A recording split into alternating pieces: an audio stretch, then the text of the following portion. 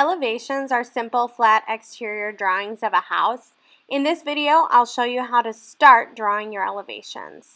In this assignment, we're going to be drawing elevations, and I'm going to show you how to translate your floor plan into a fully finished elevation. Now, your elevations show what kind of materials are being used on the exterior.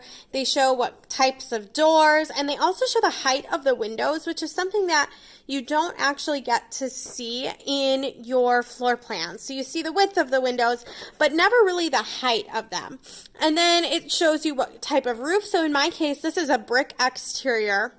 And then this is a metal roof. So if you've got a specific style to your house, this is where you're going to actually be incorporating that style. So you're going to look at, what do Georgian homes have on the exterior?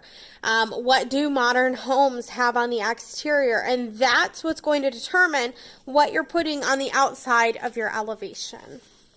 We're going to use our floor plans to help guide the drawing of our elevations in this video. In order to make my floor plan, I actually need to tape my elevations. I need to tape my floor plan to my piece of paper so that no matter where I go or where I move it, it stays in the same spot. Here we go. So I've got my floor plan here ready to go. I need to establish what's called a baseline. Here are the written directions on how to create a baseline. It's essentially just the base of your house. Now we're looking directly at the house with no perspective. So we're saying, like, if you sliced kind of straight through the house, the front of the facade, there's no depth involved in there, everything is at the same line, we need to draw this baseline. So we need to you can either measure the width of the house from one end to the other, or you can trace it down. So you can line up your ruler like I'm going to right here. And I'm lining it up so that it follows my whole sideline all the way here. And I'm going to draw a little tick mark here. And I'm going to do the same thing on the other side with my garage. Then what I'm going to do to make sure that I'm making a straight line with my baseline, I'm going to actually measure up. So for the front of my house, I'm measuring up about 1 inch, putting a line, going up about 1 inch, putting another line. So now I know that I need to go up 1 inch on each side, and because my ruler is not very long, I'm going to do that straight in the middle as well. I'm going to start here, and I'm going to line it up and draw the base of my house. I've got my baseline, and notice that every time I move my paper, it still stays lined up with my floor plan because they are taped to each other, and that is a very purposeful decision. The next thing I'm going to do,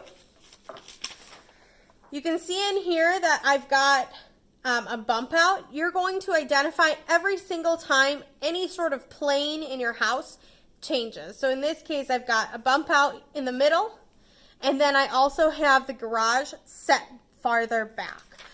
So what I need to do is I need to actually, every time your plane changes here on your floor plan, you're going to mark that here. So I'm going to go along my baseline here, and I'm lining up.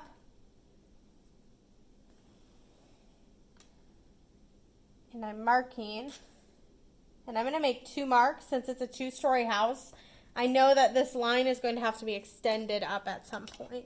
If I make it nice and straight, lining up with my balloon plans, or my floor plans on the grid paper, it will be nice and straight when I go to actually draw them in real life, because this is perfectly lined up with that.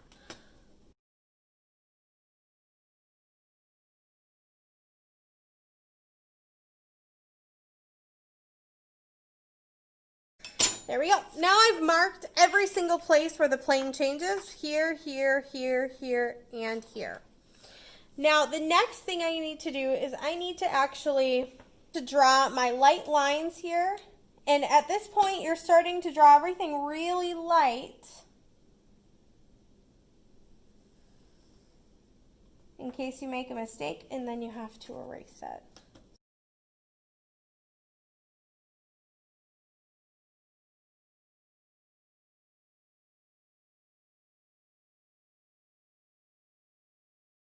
Alright, so I've got my plane changes. Now I need to determine actually like how tall my house is here.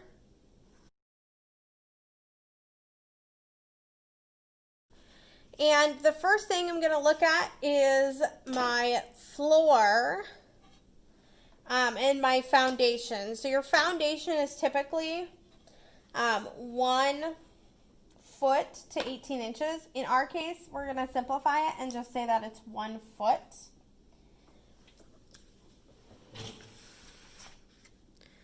So you can see down here,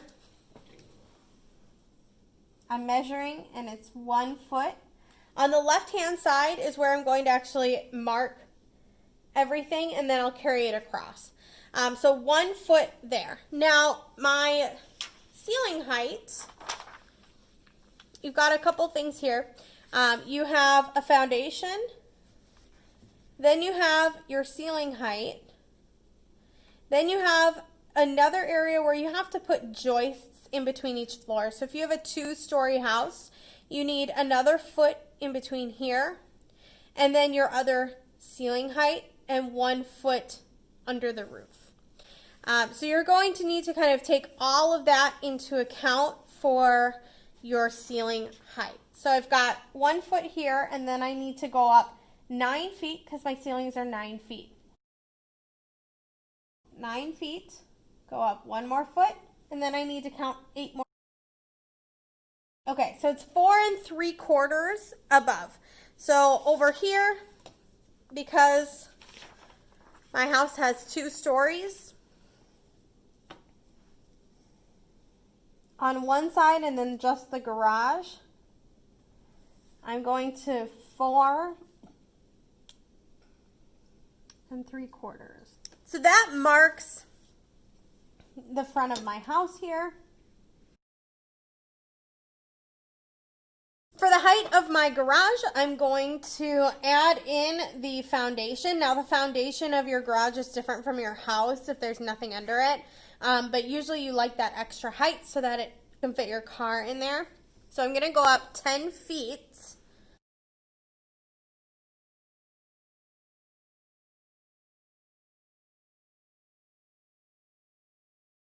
Now I can go in and I can erase all the extra lines. I probably should go through and darken my lines now that I know for sure where everything is. You're going to do this to one other view of your house in this project, so you don't have to do all 4 views. You're going to pick the front of your house and then the other most interesting side. So if the back of your house is equally interesting, you can choose that to draw. If one of the sides of your house is more interesting, you could choose that as well. But I'm only requiring for you to do 2 views of your house, and then that's it for this step.